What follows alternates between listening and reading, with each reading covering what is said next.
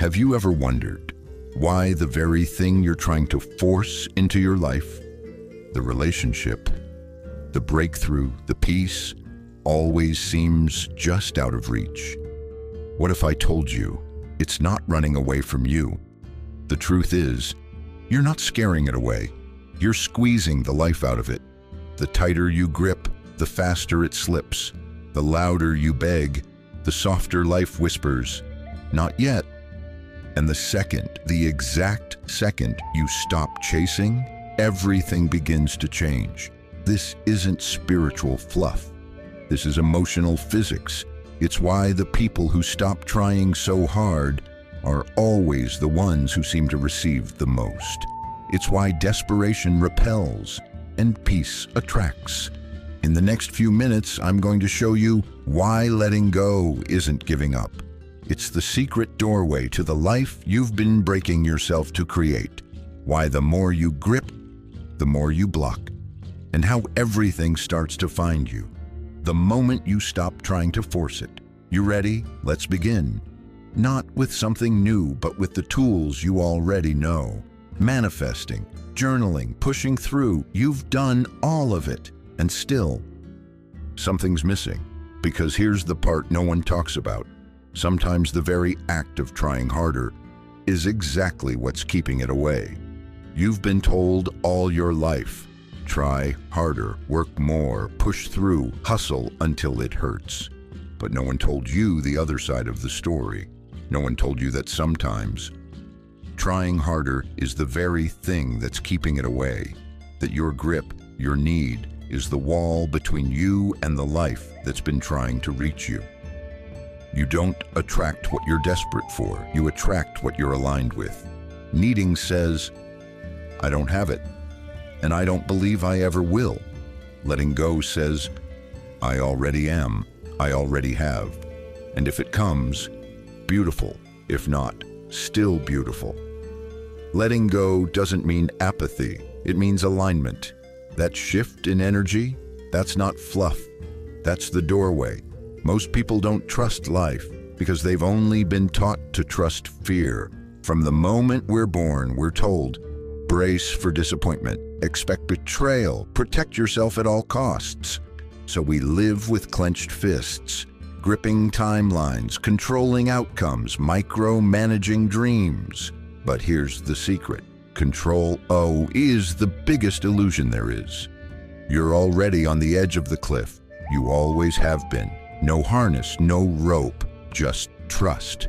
Real safety doesn't come from grabbing tighter. It comes from learning how to move with the chaos, to surf the wave, not silence the ocean, because the ocean doesn't calm when you scream at it. So here's the truth we don't often admit. Most of your stress doesn't come from doing the wrong things.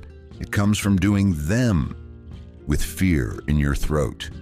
You say the right words, smile the right smile, but underneath, you're panicking, begging, gripping. You want this person to choose you. You need this job to validate you. And the truth is, you're pushing, not flowing. Because energy doesn't lie. No matter how calm your face, people feel what's underneath. Opportunities can sense tension. Even when your words are perfect, it's never just the action. It's the energy underneath. Life doesn't respond to force. It responds to alignment. You've seen it, the people who are magnetic without trying. They're not loud. They're not chasing anything. They're just present. And because they aren't chasing, things chase them. It's not magic, it's magnetism. This isn't luck, it's law. When you're in alignment, life starts to work with you. You're no longer swimming upstream. You become the current. You don't pull things in. You become the place where those things want to go.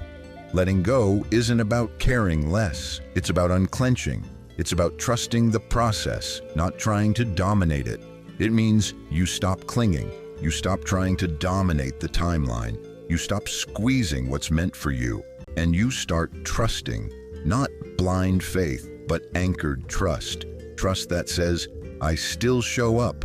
I still act. I still move forward, but I move with an open hand, not a clenched fist. That's power, that's flow, That's what turns friction into movement. When you unclench, life has room to move. What's meant for you isn't fragile.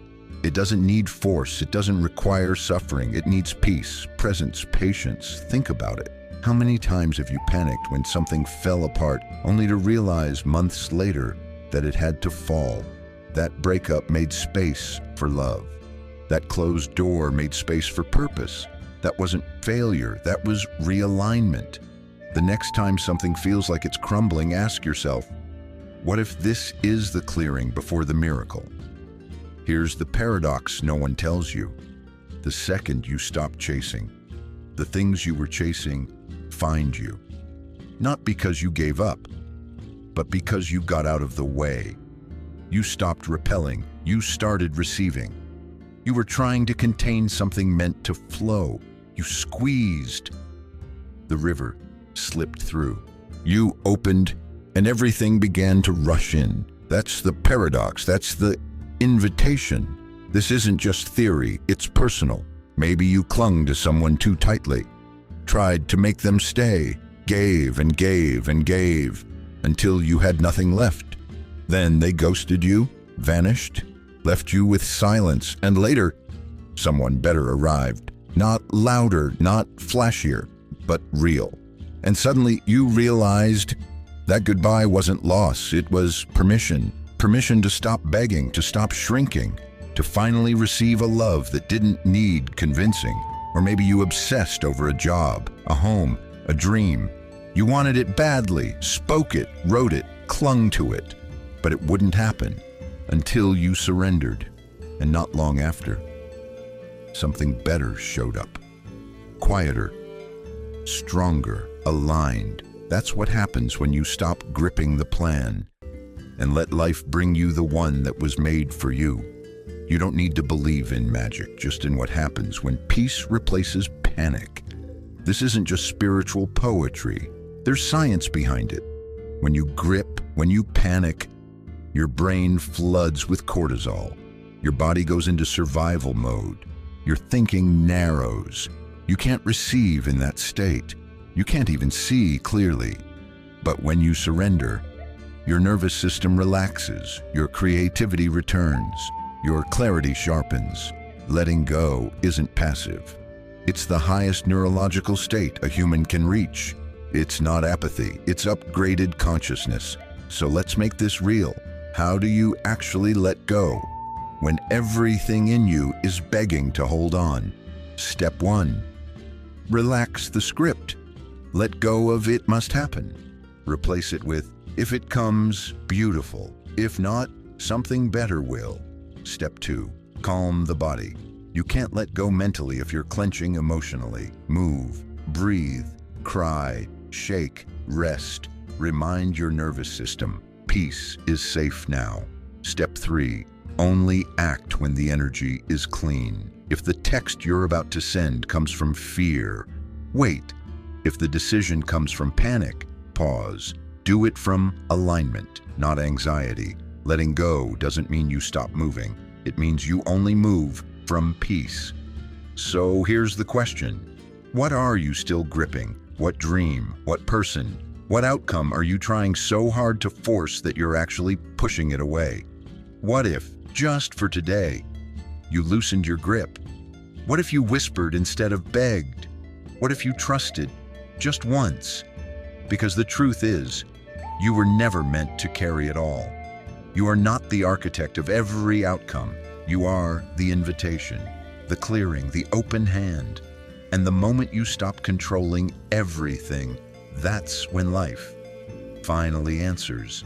If this found you when you needed it, type "align" in the comments.